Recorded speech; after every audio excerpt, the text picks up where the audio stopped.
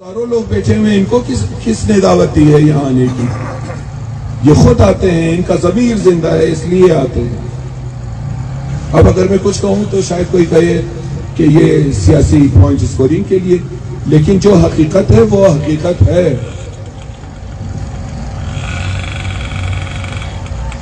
آپ صحافی حضرات نے ہندوستان حکومت کے اسپوکسمین کو ٹرائیاں کی، بات کرنا چاہیے۔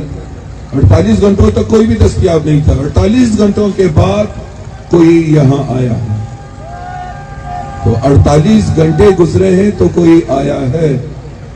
اگر 8 گھنٹوں کے اندر اگر 10 گھنٹوں کے اندر دیکھیں، یہ جنازے لائے گئے ہیں مچ سے، اگر ان کو دفنانا ہی تھا تو یہ ڈرامہ کیوں رچایا گیا؟ ان کو قبرستان سے دور وہاں امام بارگاہ میں لے جا کے رکھنے کی ضرورت کیوں پیش آئی؟ ڈرامہ تو آپ لوگوں نے رچایا، تصویریں تو آپ لوگوں نے بنوانا چاہیے، ورنہ قبرستان کے ساتھ ہی یہاں ایک مسجد ہے جہاں ہمیشہ شہداء کو لا کے رکھا جاتا ہے، تو یہاں آپ لے کے آتے، یہیں غسل و کفن کے بعد چند گھنٹوں کے اندر اندر آپ تدفین کر سکتے تھے۔ آج آپ کو مختلف بہانے بنانے کی ضرورت پیش نہ آتی، اور نہ ہی آپ کو اپنے گنڈے یہاں بیچ کے بدامنی پھیلانے کی دھمکیاں دینے کی ضرورت پیش آتی۔ خدا را اس قوم پر رحم کیجیے، خدا را اس قوم کی قسمت سے کھیلنا چھوڑ دیجیے۔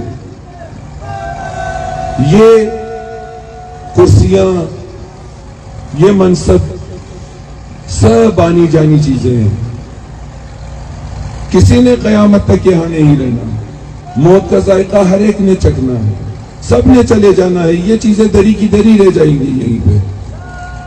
اگر کچھ باقی رہنا ہے تو وہ ہے عمل، عزت ذلت اللہ کے ہاتھ میں ہے، اور اگر عزت کوئی کمانا چاہتا ہے، میں نہیں سمجھتا کہ اگر کوئی شخص اپنے آپ کو نمائندہ بھی کہے اور عوام سے دوری بھی اختیار کرے تو اس کے نصیب میں خدا گواہ ہے کہ ذلت کے سوا کچھ نہیں۔ اگر عزت کمانی ہے تو لوگوں کی خدمت کیجیے۔ یہی چند آرائش تھی میری۔ پرائم منسٹر صاحب سے میں پھر یہ کہوں گا کہ یہاں آنے میں آپ کی عزت افزائی ہے، آپ کی شان میں کوئی کمی نہیں آئے گی اگر آپ یہاں تشریف لائیں گے۔ آپ کو جو کچھ بھی اطلاعات ملی ہے یہاں کے حوالے سے وہ غلط ہے کہ بدنظمی ہوگی یا آپ کی توہین کوئی کرے گا، ہم ایسے لوگ نہیں ہیں۔ اگر ایسے ہوتے تو 6 دنوں میں اس شہر کی حالت زار آپ کو کوئی اور کہانی سنا رہی ہوتی۔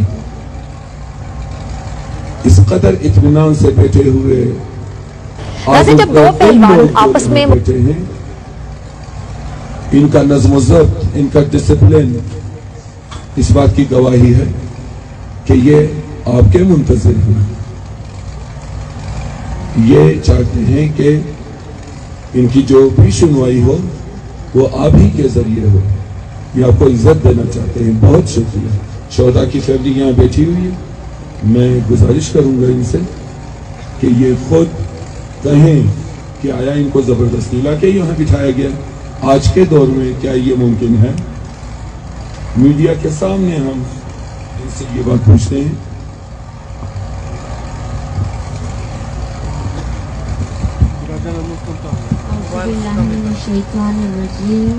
بسم اللہ الرحمن الرحیم۔ آج ہم شہداء کی فیملی پورے عوام سے، پوری دنیا سے یہ کہنا چاہتے ہیں کہ ہمیں کسی نے مجبور نہیں کیا، ہم اپنی مرضی سے اپنے شہداء کے جنازے یہاں درنے میں لا کے رکھے ہیں، اور جب تک عمران خان صاحب نہیں آئیں گے ہم اپنے شہداء کے تقدیم نہیں کریں گے، اور یہ دھرنا جاری رہے گا انشاءاللہ۔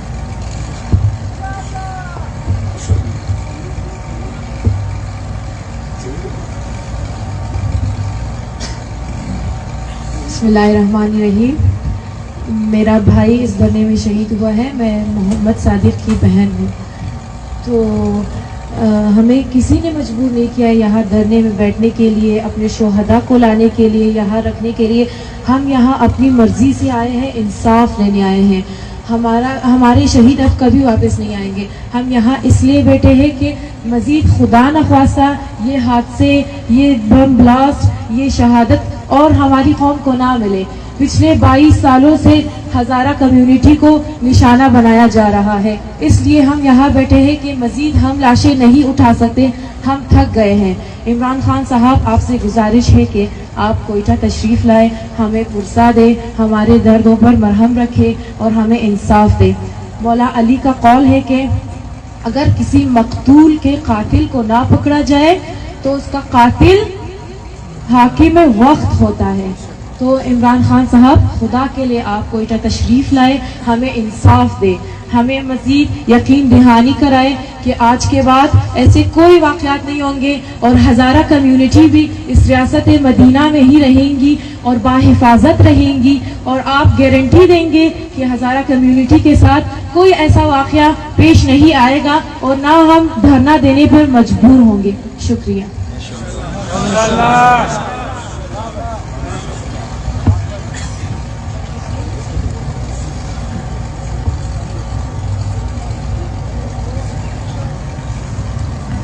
آپ سب کا بہت بہت شکریہ.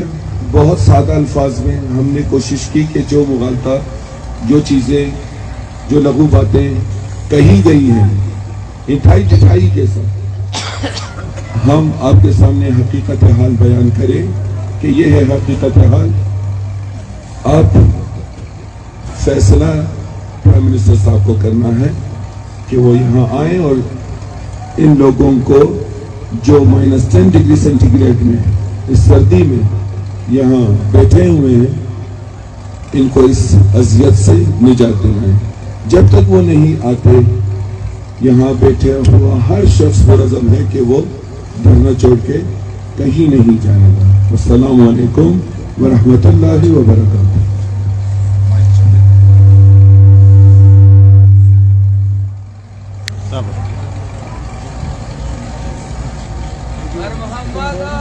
محمد صلوات